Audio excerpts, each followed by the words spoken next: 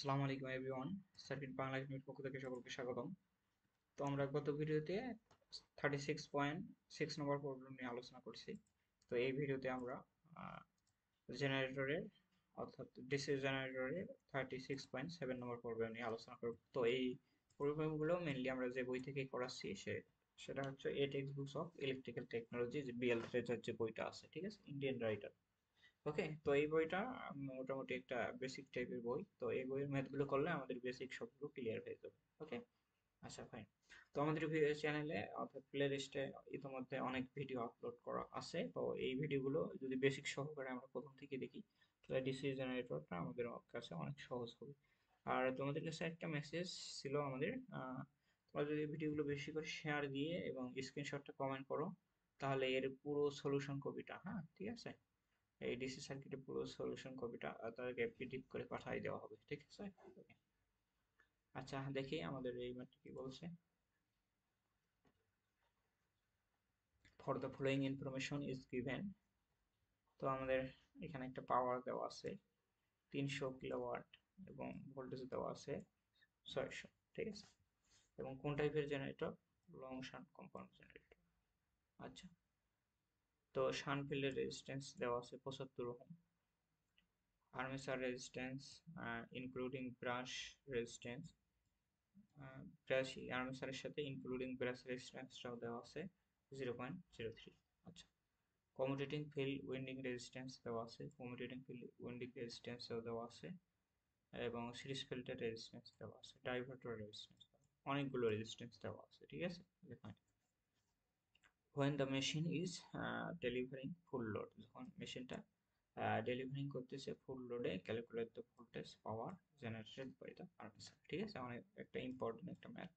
আচ্ছা, তো এখানে একটু অনেক বিষয় জড়িত আছে। এখানে নতুন নতুন দুইটা টার্ম আছে, একটা হলো ডাইভার্টার, আর একটু কই,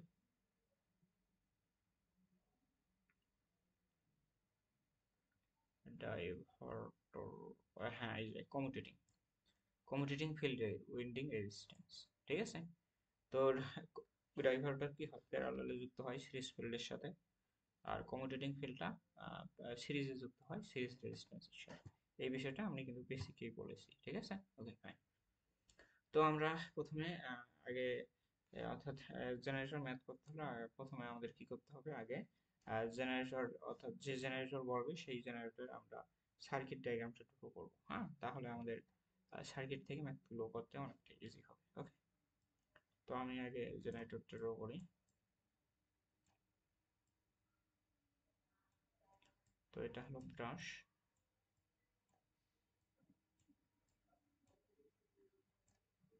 আচ্ছা, তো আমাদের কি করব, আমরা যেহেতু এটা লং শান্ট বলছে, লং শান্টের ক্ষেত্রে কি হয়, সিরিজের রেজিস্ট্যান্সটা আর্মেচারের সাথে সিরিজে যুক্ত হয়। আচ্ছা, আর্মেচারের সাথে কিভাবে যুক্ত হবে, সিরিজে যুক্ত হবে। ধরলাম এটা আমাদের সিরিজ রেজিস্ট্যান্স, এবং সিরিজ রেজিস্ট্যান্সের মান হলো আর এসি সিরিজ। আরেকটা কি বলছে, কমিউটেটিং, কমিউটেটিং ফিল্ড রেজিস্ট্যান্স আবার কি হয়, সিরিজ রেজিস্ট্যান্সের সাথে সিরিজে যুক্ত হয়। ধরলাম এটা আমাদের আর ফর কমিউটেটিং, কমিউটেটিং রেজিস্ট্যান্স। ওকে, তারপর কি বলছে, ডাইভার্টর। তো ডাইভার্টর কিভাবে যুক্ত হয়, এই সিরিজ রেজিস্ট্যান্সের সাথে প্যারালালি কানেক্টেড হয়। তো আমরা প্যারালাল একটা ডাইভার্টর কানেক্ট করি। আচ্ছা, বোঝা গেছে এইটুকু। এটা হলো আর অফ ডাইভার্টর টি, ঠিক আছে। তো দেন আমাদের যেহেতু লং শান্ট, যেহেতু আমাদের আর্মেচার রেজিস্ট্যান্স লাগবে,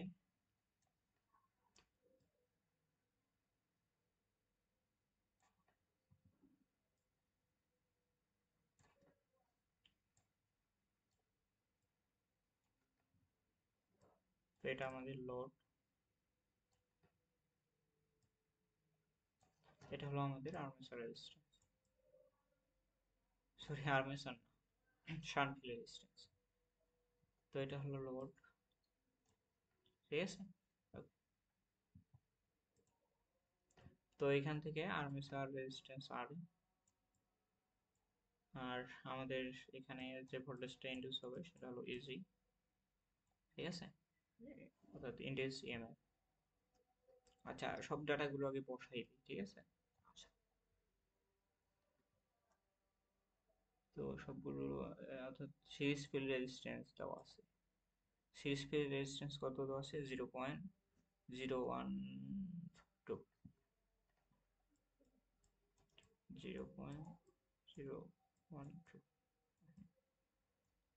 আচ্ছা, কমিউটেটর কত দেওয়া আছে? কমিউটেটর কমিউটেটর আমাদের রেজিস্ট্যান্স, সরি ডাইভার্টার রেজিস্ট্যান্স কত দেওয়া আছে? 0.02, 0.036, 0.036, ঠিক আছে। আচ্ছা, সরি আমি একটু ভুল করছি। তো ডাইভার্টার তো প্যারালাল হয়, এইটা ডাইভার্টার, এটা হবে 0.036। তো আমরা ডাইভার্টারের রেজিস্ট্যান্সটা বসাই দিছি, ঠিক আছে। ওকে, তো এটা হলো কমিউটেটর, ডাইভার্টার না। তো কমিউটেটর কত? Commutator field resistance 0.011। ওকে, ফাইন। দেন সিরিজ রেজিস্ট্যান্স বসাই দিছি, তাই না?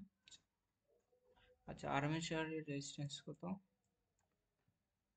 আর্মেচার রেজিস্ট্যান্স, এই তো আর্মেচার উইথ বেস রেজিস্ট্যান্স, এটা 0.03,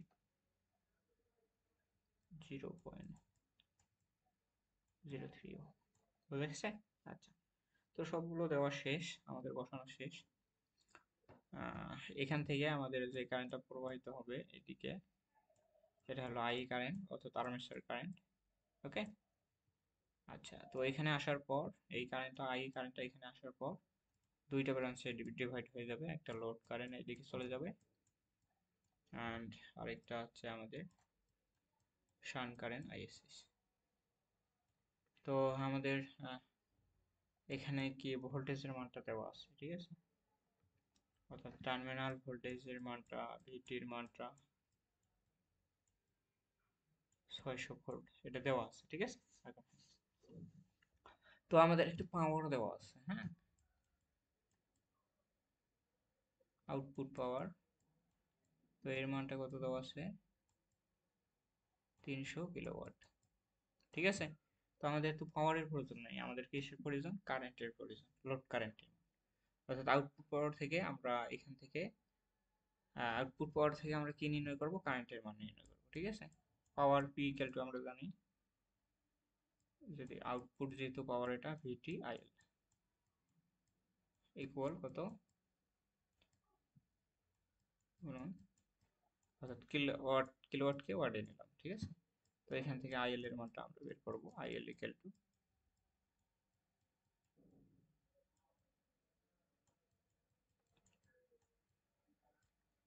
ডিভাইড বাই ভিটি। ভিটির মান কত? দ্যাট মিনস আমাদের তাহলে কারেন্টের মান বের হবে। তো কারেন্টের মানটা কত বের হবে? তো হ্যাঁ, কারেন্টের মান বের হবে আমাদের 500 অ্যাম্পিয়ার, ঠিক আছে। তো আমাদের লোড কারেন্টের মানটা কত বের হলো? 500 অ্যাম্পিয়ার। তো ভিডিওটা লেন্দি হয়, আমি নেক্সট পার্টে এর বাকি সমাধানটা দিয়ে দেবো, ঠিক আছে। আর ভিডিওগুলো ভালো লেগে থাকলে অবশ্যই শেয়ার দিয়ে দেবা, ঠিক আছে, তাহলে পিডিএফটা পেয়ে যাবো। তো আজকে পর্যন্তই, আল্লাহ হাফিজ।